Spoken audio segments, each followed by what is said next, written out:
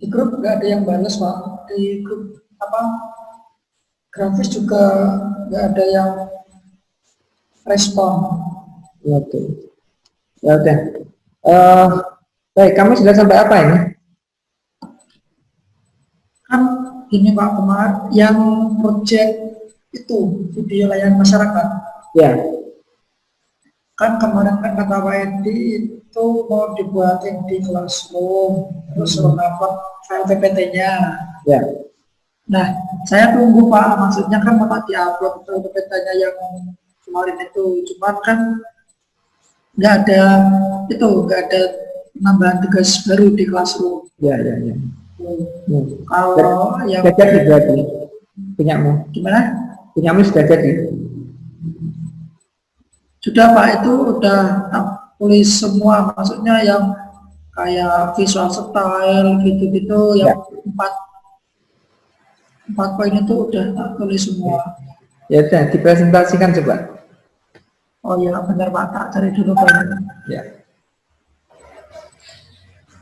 Kalau progresnya masih susah Pak, soalnya kan syuting pengen ada 2 orang Pak ya, karena kan kondisinya lagi kayak gini, jadi susah Pak.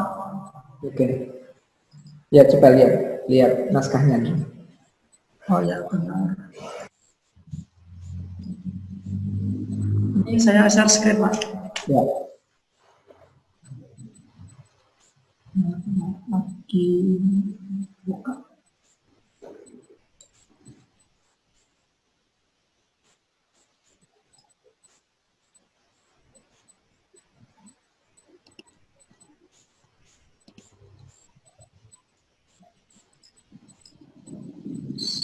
Screen.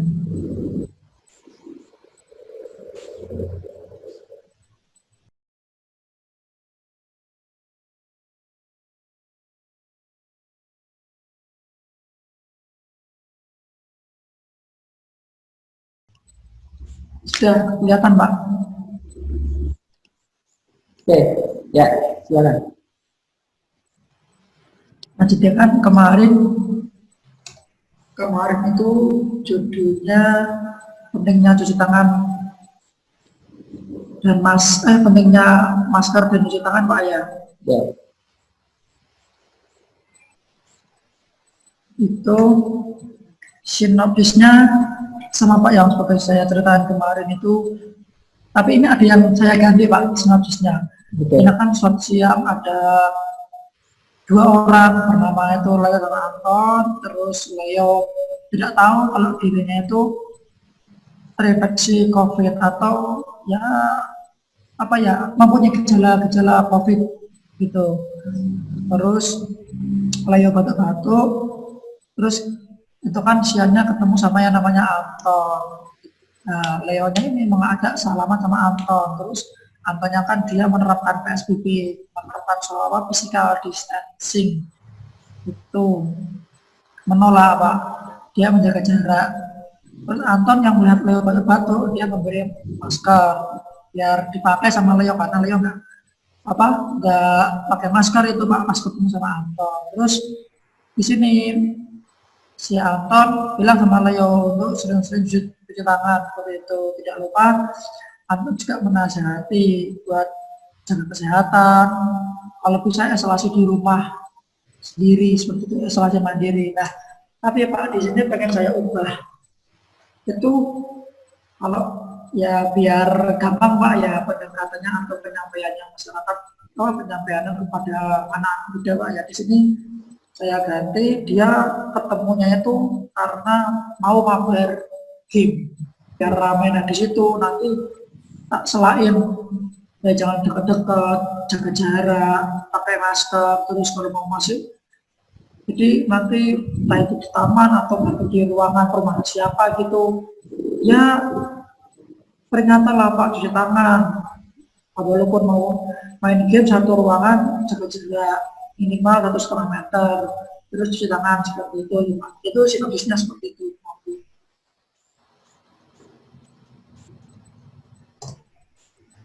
Terus story lainnya sama Yasin 1, Leo masuki ruangannya ini masih di taman, terus dia menghiraukan cuci tangan.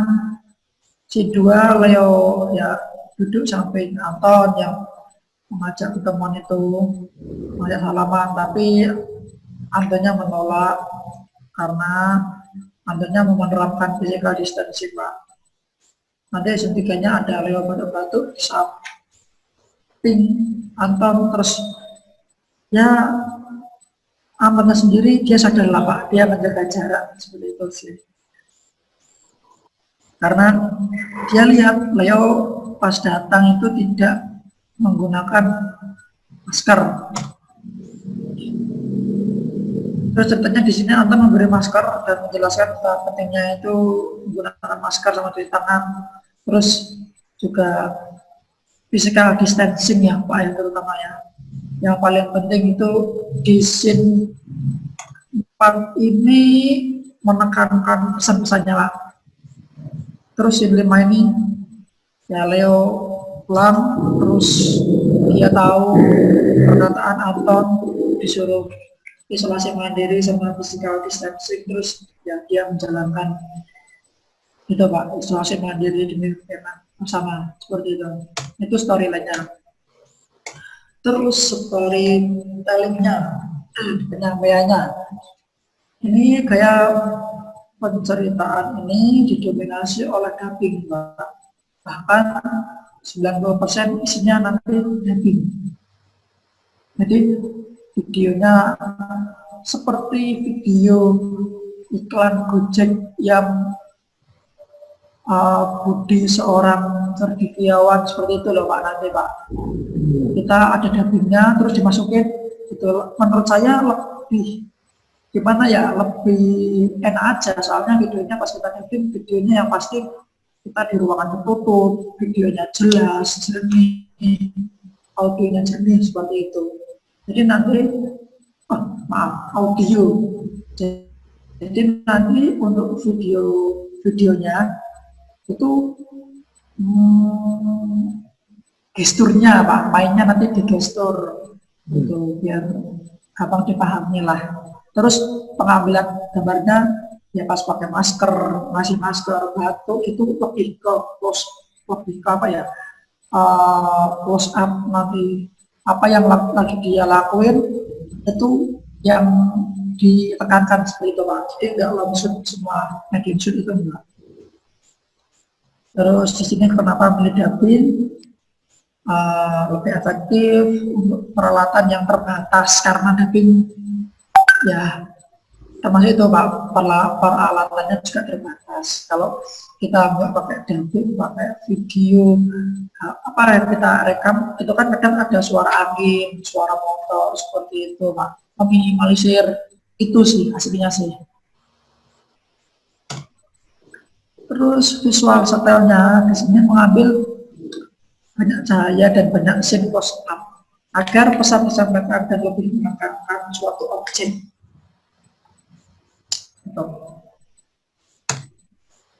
Sudah ya Pak, begitu sih. Sinopsis, visual style, storyline, storytelling. Oke. Saya stop dulu Pak. Ya, terima kasih. Jadi ini sebagai guiding ya, sebagai guiding kamu nanti untuk membuat. Sebenarnya ini di dalam media publikasi ini kan kita ingin menyampaikan suatu pesan kepada masyarakat. Iya Pak. Terkait dengan COVID-19 ya. Nah, itu kita target audiensnya adalah untuk masyarakat luas, tapi ada target audiensnya. Kamu ini kira-kira segmentasinya apa? Anak muda atau masyarakat umum? Lebih masyarakat umum, tapi lebih ke anak muda yang bandel dibilangin itu loh Pak. Nah? Lebih ke anak muda yang dia kayak apa ya, kayak ya bodoh amat gitu, maksudnya ya. Dia tuh nggak taati peraturan sama pemerintah, sudah di rumah aja, keluar tinggi seperti itu. Oke, berarti segmentasinya adalah anak muda. Ya, jadi usianya ya, usia dari remaja sampai pelajar dan mahasiswa misalnya ya. Usia. Jadi tentu akan mempengaruhi gaya storytellingnya juga ya kan. Jika dengan untuk masyarakat umum, masyarakat pedesaan. Jadi publikasi ini kan ditujukan pada segmen pasar, segmen target audiens tertentu. Maka kamu nanti harus memikirkan tadi dari gaya visual ataupun dari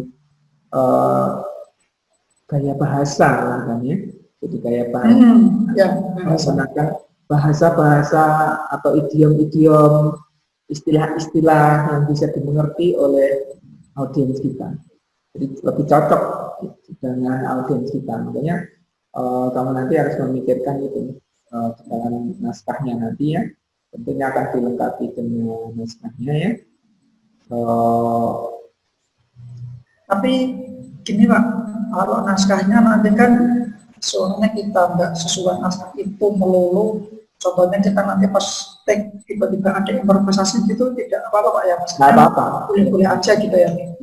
Ya, nggak apa-apa. Ya Pak. Dan itu nanti kemudian dimasukkan ke menyempurnakan ini naskah yang ada. Jadi PPTmu ini akan terus berkembang kan, seiringan ya. Bahkan di dalam storyline mestinya ada keterangan teknis pengambilan gambarnya mesti. Tidak hanya ceritanya, tapi bagaimana cara mewujudkan adegan itu ada teknis. Di bawahnya ditulis, termasuk di dalam cerita nanti dilengkapi dengan naskahnya, jadi tekstualnya itu. Maka ini PPT kamu ini akan berkembang, ya, akan berkembang, tidak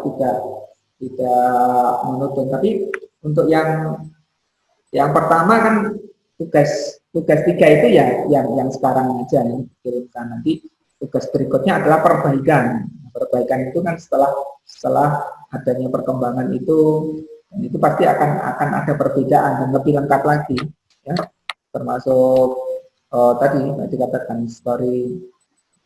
kamu merumuskan storytellingnya seperti apa ya, gaya berceritanya itu tadi yang dilengkapi lagi, barangkali ada penambahan strategi untuk ceritanya, termasuk gaya visualnya. Nanti gaya visualnya mungkin konsepnya bisa lebih berkembang. Jadi untuk sementara ini sebagai sebuah guidance, kamu paling tidak sudah memiliki gambaran sudah punya gambaran, hanya sekarang tinggal mulai saja. Sebenarnya kan itu ada 2 tokoh kan itu yang kamu maksudkan kan? 2 tokoh. Ada 2 tokoh kan. Sebenarnya kan bahkan bisa kamu sendiri salah satu tokoh. Tinggal cari. Iya Pak. Ya nanti ya kayaknya Pak, sama seperti pas dulu dapat tugas dari Pak Edwin itu, paling juga ya yang gampang tak aja buat kayak gini itu, akhirnya kalau nggak Paris juga paling Pak Agus, paling gitu Pak. Dan itu pengambilan gambarnya paling di Taman Stektom. Tapi kan waktu kayak gini kan susah Pak. Makanya tadi kemarin karena ini segmentasinya adalah target audiensnya anak muda, barangkali mungkin kamu bisa saja menonjolkan unsur elemen grafis, ya. Jadi gaya visualnya itu yang mungkin bisa dikuati ya, dengan motion grafik, itu ya elemen-elemen grafisnya. Ya Pak, tapi itu susah Pak. Ya nanti ada tambahan, tapi ya pengennya saya kan nggak terlalu berat Pak ya, maksudnya nggak terlalu itu seperti itu. Ya ada, cuman nggak begitu. Jadi tidak usah rumit-rumit, tapi menunjukkan adanya agar apa ya? Jadi elemen grafis itu untuk memberikan suasana, memberikan konsistensi. Ya. Jadi tidak lugas sebagaimana video ini kan sebenarnya kan pandangan mata, apa yang dilihat oleh mata, tapi manusia itu kalau dia memandang sesuatu yang sudah biasa seperti sehari-hari, itu dia cenderung untuk tidak responsif, tidak ada interest. Oh, iya iya iya. Jadi apapun bagaimana strateginya tentu butuh strategi visual yang menjadikan video tadi tidak kayak dipandang sebagai menang. Mungkin bisa saja dari sudut pengambilan gambar misalnya. Sudut pengambilan gambar misalnya low angle itu kan memberikan dampak yang berbeda. Iya, Pak. Jadi tidak kita memanfaatkan teknik-teknik gambar termasuk penambahan elemen grafis ketika terjadi dialog itu atau pesan-pesan tadi yang bisa saja muncul balon-balon pesan misalnya demikian, ada teks yang bergerak untuk memberikan dampak suasana dan efek dramatis, sound effect. Nah, itu kan itulah kekuatan video di situ. Karena ini bukan video dokumenter yang menampilkan apa adanya kejadian yang langka. Nah, kalau dokumenter kekuatannya justru pada momentumnya. Tapi kalau ini kan pada pengemasan pesan. Nah, ada pengemasan pesan. Apalagi kita melihat target audiens tertentu. Saya kira permainan grafis dengan editing di mana ya, di Camtasia, di Corel Video gitu yang sudah kamu dapatkan kan bisa saja elemen grafisnya itu bisa memberikan suasana yang di samping tadi sudut pengambilan gambar, framing, itu juga perlu. Dan juga kekuatan tadi kalau kamu menggunakan dubbing ini kan kekuatan intonasi Ya, karakter intonasi juga berpengaruh. Jadi tidak lugas gitu ya, tidak lugas. Bahkan eksperimen saja mungkin. nanti kalau semuanya intonasinya kalau saya dengar kurang bagus, ya pinjem intonasinya orang, Pak. Tak suruh bacain seperti itu.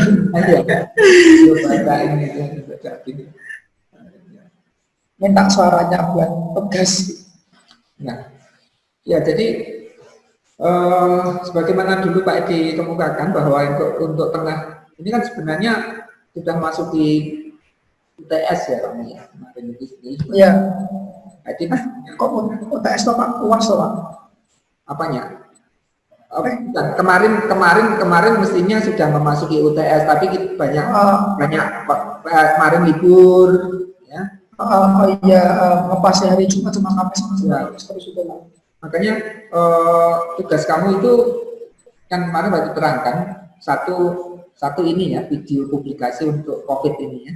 Ini sebenarnya nanti bisa dipublikasikan di medsos yang ada sehingga kamu turut membantu meramaikan jagat medsos itu dengan video-video konten mengandung pesan-pesan dalam tren COVID ini.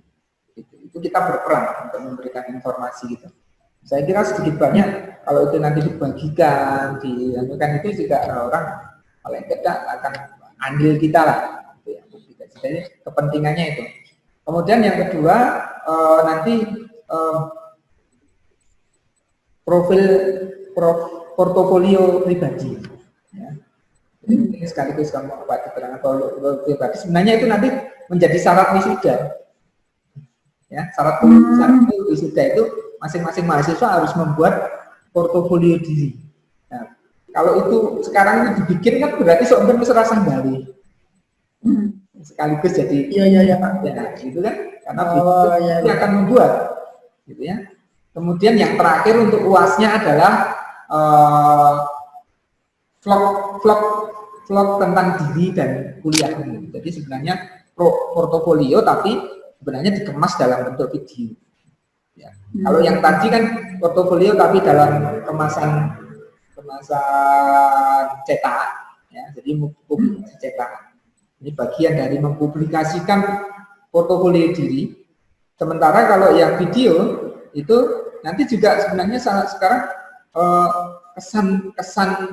kesan-kesan dalam masa studi. Kesan-kesan dalam masa studi itu ini wisudawan yang ini akan disuruh membuat vlog tentang itu. Ya. Ini yang wisudawan sekarang ini juga suruh membuat vlog tentang itu, sehingga kalau ada apa namanya bukti tanggapan mahasiswa terhadap proses studinya dan pengalaman belajarnya itu terekam dalam video itu sebenarnya nanti juga itu akan menjadi syarat untuk wisuda. Ya. Jadi Pak Edi sekalian kita membuat sesuatu yang akan bermanfaat buat diri kamu ke depan. Kalau orang menceritakan siapa kamu, oh kamu bisa sodorkan tadi portofolio cetaknya. Oh ini Pak, profil saya, kurikulum vitae saya, tapi dikemas dalam satu bentuk bahasa yang menarik, dalam visual yang menarik. Ya, kurikulum vitae tersebut bukan sekedar kayak kurikulum vitae karyawan mau masuk perusahaan biasa. Nah, anak grafis ini tentu dia punya portofolio cetak yang bagus. Ya. Kemudian yang kedua dalam bentuk vlog tadi, vlog yang menceritakan tentang kesan-kesan dalam proses belajar dan pengalaman belajar kamu, sekaligus menceritakan dirimu, menceritakan kampusmu, karena kan kamu akan dipandang sebagai siapa tahu diri kamu. Oh saya ini adalah lulusan Stekom. Nah, maka kamu akan cerita tentang diri kamu dan proses belajar di Stekom. Sehingga itu orang juga akan sebagai alumni Stekom ini kemampuannya seperti apa sih? Cukup melihat videonya itu orang tahu kemampuan diri kamu seperti apa. Ya. Itu. Dan itu apa namanya bagian dari portofolio tadi untuk publikasi diri tadi, untuk mempromosikan diri dan alma mater ya. Alma mater artinya kamu mau tidak mau akan membawa alma matermu, karena kamu ketika akan ditanya kamu sarjana diperoleh dari mana? Dari Stekom. Nah, nanti syukur kalau nanti sudah moga-moga ini penerimaan ini kan kemarin sudah visitasi Universitas Stekom sudah dikunjungi melalui online, artinya itu tinggal selangkah lagi izin keluar, kamu lulus itu sudah Universitas Sains dan Teknologi Komputer. Nah, itu akan membawa pesan kepada siapa saja, klien kamu atau kolega-kolega, relasi-relasi itu tinggal diputarkan atau tinggal melihat channel video, apakah di medsos YouTube, di Instagram, di situ.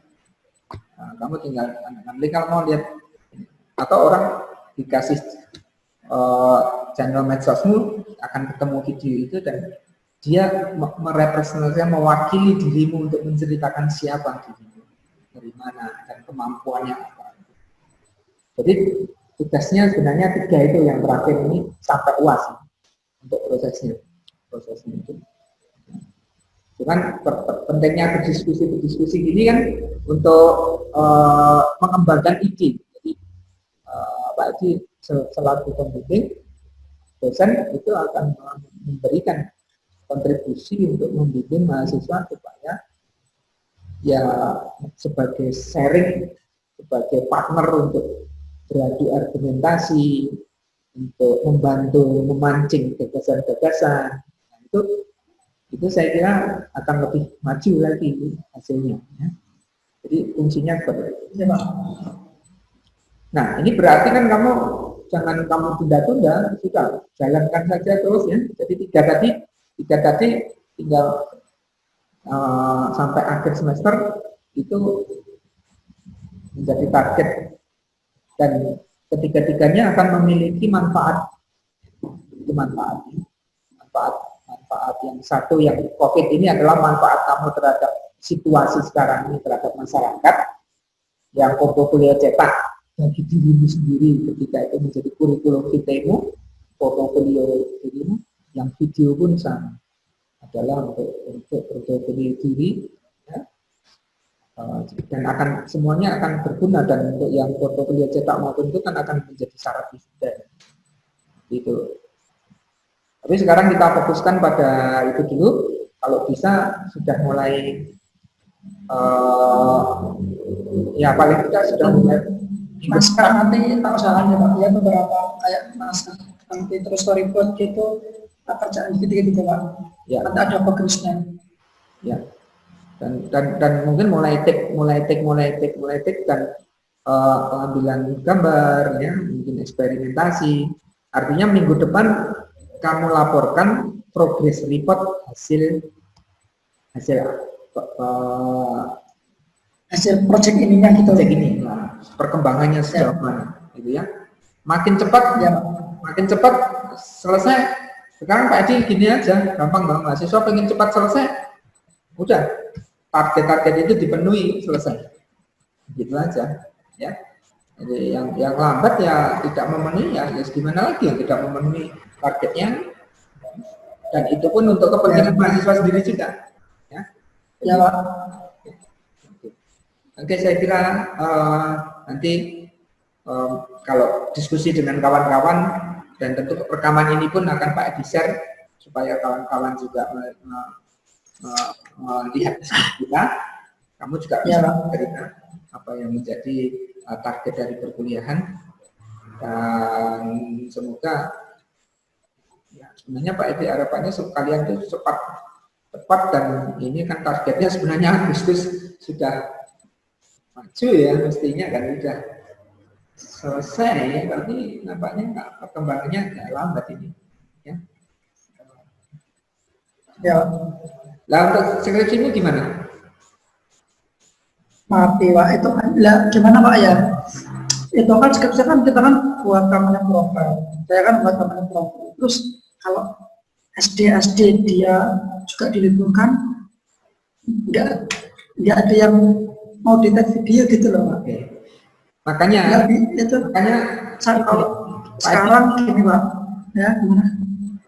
Kalau sekarang saya pengen ngerjain laporan magang dulu, nyelesain laporan magang dulu gitu.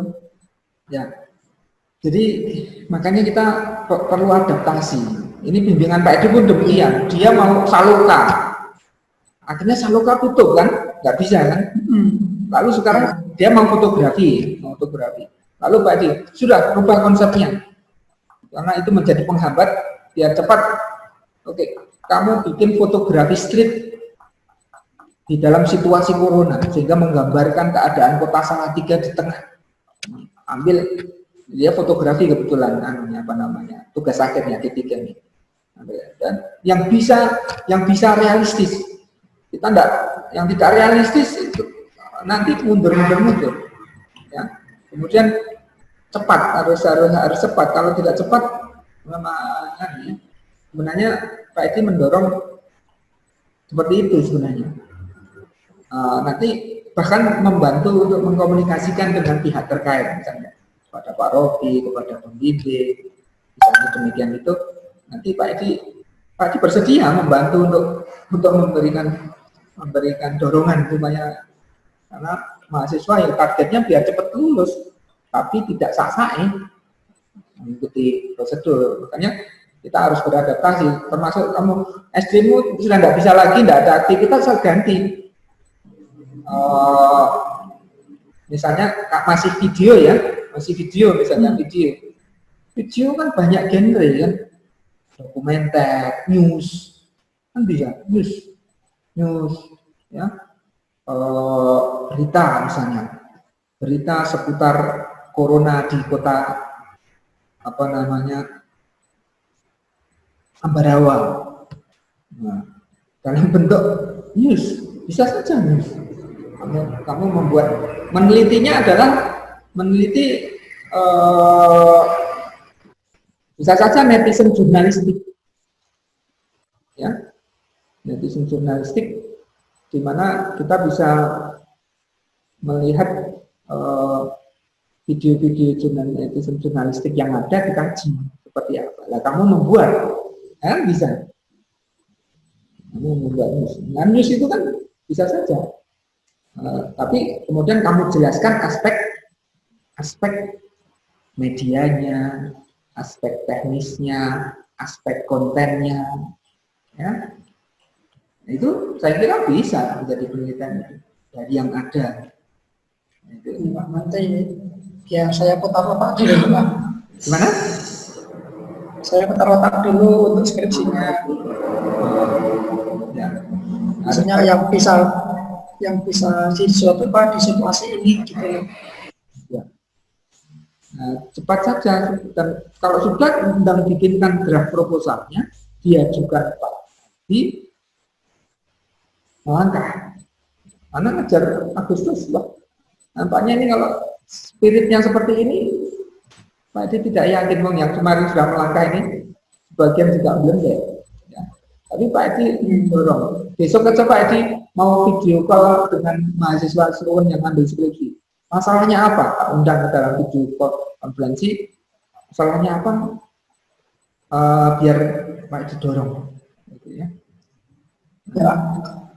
Oke ya. Oke, nah nanti, Ya. nanti mungkin dalam konteks yang skripsi Pak Edi akan bikin diskusi lah, ya, di luar kelas karena itu ya kalau bagi yang mereka merespon silahkan masuk. Pak Edi hanya sebagai dosen ingin membantu mahasiswa untuk mengatasi masalahnya, ya, termasuk besok dengan teman-teman juga mahasiswa Surun besok Pak Edi undang di dalam kelas Pak Edi gitu ya. Nah, mungkin nanti teman-teman nambah rawat juga. Baik, saya kira cukup ya. Cukup itu dulu. Ya. Nah, nanti ya kok komunikasi aja. Pak Edi siap sharing, membantu. Ya Pak. Baik, selamat malam. Assalamualaikum warahmatullahi wabarakatuh. Waalaikumsalam warahmatullahi wabarakatuh.